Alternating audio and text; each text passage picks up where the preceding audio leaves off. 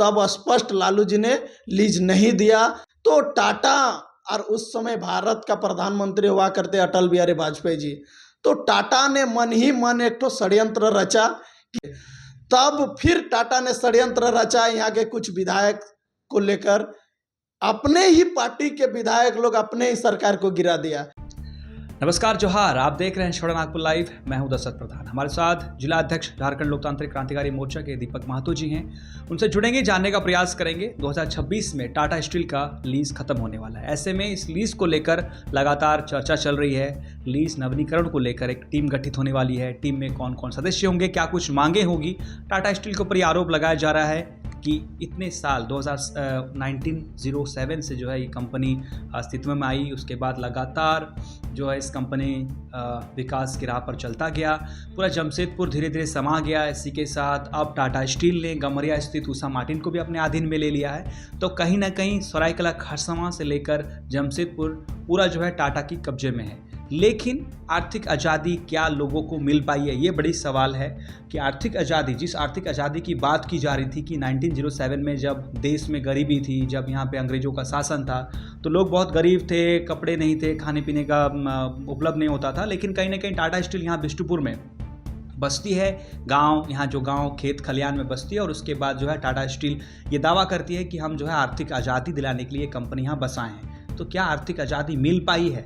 और झारखंड लोकतांत्रिक क्रांतिकारी मोर्चा जो लीज नवीनीकरण होगा, इसमें क्या कुछ प्रमुख मांगे रखेगी, क्या कुछ भी विस्तार से जानने का प्रयास करेंगे।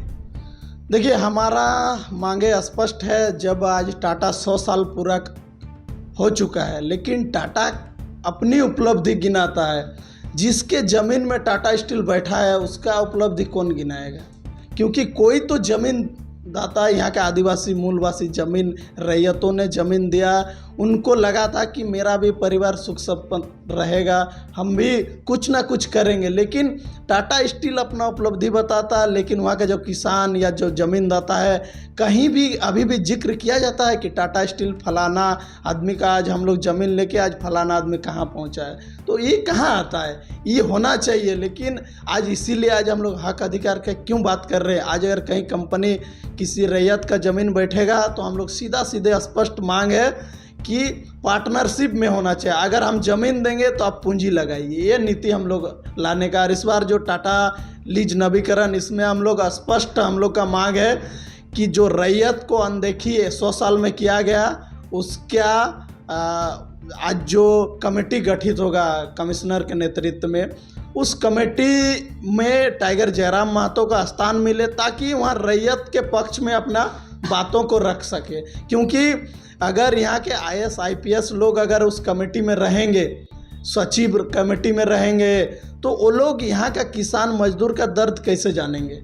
तो इसीलिए हम लोगों ने स्पष्ट मांग रखे हैं कि यहाँ का जो रैयतों का एक पक्ष सुना जाए, ताकि उन लोगों का क्या स्थिति है, 100 साल में वो लोग कहाँ पिछड़ के चल गए, कहाँ गए, वो सब का ख्याल रखा जाए। यहाँ के लोगों का आज रोजगार से वंचित है, यहाँ का कितने स्थानीय, और सबसे बड़ा प्रश्न तो टाटा स्टील में कितने रैयतदारी अभी भी काम कर रहे हैं टाटा स्टील में, ये सबसे बड़ा प्रश्न है। क्योंकि टाटा तो अपने आप को दिखाता है कि 100 साल में हमने इतना देश को आर्थिक यहाँ से लेकर वहाँ तक पहुँचा दिया, लेकिन रैयतों का क्या स्थिति है ये बहुत ज़रूरी है। क्योंकि MU तो बहुत बार हुआ। आप देखिए 1995 में जब झारखंड अलग नहीं बना था, उस समय बिहार सरकार में लालू प्रसाद यादव मुख्यमंत्री हुआ करते थे। उस समय लालू प्रसाद जी ने स्पष्ट कहा था कि टाटा को कि सरकार को जो आपका रेवेन्यू बनता है वो जमा कीजिए, तब हमको हम लीज देंगे। तब स्पष्ट लालू जी ने लीज नहीं दिया। तब झारखंड अलग राज्य का मांग जो है जोरों शोरों चल रही थी। तो टाटा और उस समय भारत का प्रधानमंत्री हुआ करते अटल बिहारी वाजपेयी जी, तो टाटा ने मन ही मन एक तो षड्यंत्र रचा कि जब मांग चल ही रहा है झारखंड अलग राज्य का, तो टाटा स्टील ने अटल बिहारी से हमको लगता है बात किया कि नहीं, इसको अलग राज्य बनाइए, फिर हम लीज आसानी से ले सकते हैं। तो तब वहाँ से अलग राज्य मांग करके दिया भी गया। और अभी भी कुछ पार्टियां कहते हैं कि हमने राज दिया है, हम ही संभालेंगे। ये आज प्रश्न इसलिए आ रहा है क्योंकि ये कहीं ना कहीं टाटा के साथ षड्यंत्र करके इस राज को अलग करने का प्रयास किया गया था। ये सच्चाई है। और जब अलग राज मिला उस समय भारतीय जनता पार्टी चुनाव लड़ा और अपना सत्ता में आई और राज्य का मुख्यमंत्री बना आपका बाबूलाल मरांडी जी। बाबूलाल मरांडी ने झारखंड की रैयतों, यहाँ के जमींदाता, यहाँ के आदिवासी मूल वासियों के बारे में सोचा, तो उन्होंने भी स्पष्ट शब्दों में कहा कि लीज को हम एक्सटेंशन नहीं करेंगे। तब फिर टाटा ने षड्यंत्र रचा यहाँ के कुछ विधायक को लेकर। अपने ही पार्टी के विधायक लोग अपने ही सरकार को गिरा दिया। आप सोचिए यहाँ कितना बड़ा प्रश्न अभी भी उठ रहा है कि अपने ही पार्टी के विधायक लोग अपने ही पार्टी के मंत्री को गिरा दिया। क्यों गिराएगा भाई? अभी तक स्पष्ट कोई सरकार ने, जो सरकार में थी, नहीं किया। उस समय बाबूलाल मरांडी कसम खाए थे कि हम भारतीय जनता पार्टी से छोड़ के जा रहे हैं और कभी नहीं आएंगे। तो ये सच्चाई था। आज जो धीरे धीरे निकल के आ रहा है, उस समय बाबूलाल मरांडी लीज नहीं एक्सटेंशन किया, फिर उन्होंने मुख्यमंत्री बनाया अर्जुन मुंडा जी को, फिर लीज आसानी से टाटा को मिल गया।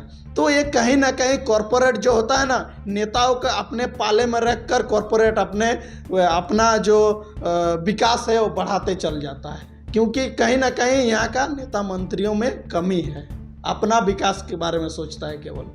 जो आप पूरी कहानी बताई, ये बहुत ही दिलचस्प कहानी है। पहले बात तो ये है कि जो उस समय का परिप्रेक्ष्य में जो घटना घटी थी, वो कहीं ना कहीं जो आप कहानी बता रहे हैं, जो सच्चाई भी हो सकती है। तो ये कुछ दस्तावेज आपको प्राप्त हुई थी या फिर कुछ सुनने को मिला था? कैसे आपको ये जानकारी मिली कि ये जो है पूरी तरह से एक षड्यंत्र रचा गया, एक चक्रव्यूह रचा गया और उसके बाद जमशेदपुर के लोगों को जो है, यहाँ के रैयतों को जो है ठगा गया?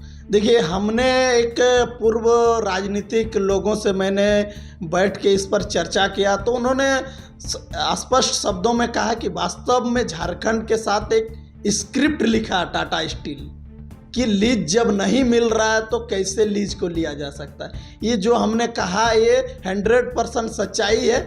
आज देखिए, जिन्होंने जनता को और जमींदाता को छला है, आज देखिए वो लोग राजनीति से दरकिनार होके ख़त्म हो गए वो लोग राजनीतिक करियर। कहीं ना कहीं होता है ना कि आज अगर हम नहीं कुछ कर पा रहे, लेकिन ऊपर वाला का वहाँ देर है मगर अंधेर नहीं है, वो स्पष्ट आज देखिए जो लोगों ने षड्यंत्र रचा, जो लोग का राजनीतिक करियर खत्म हो चुका है।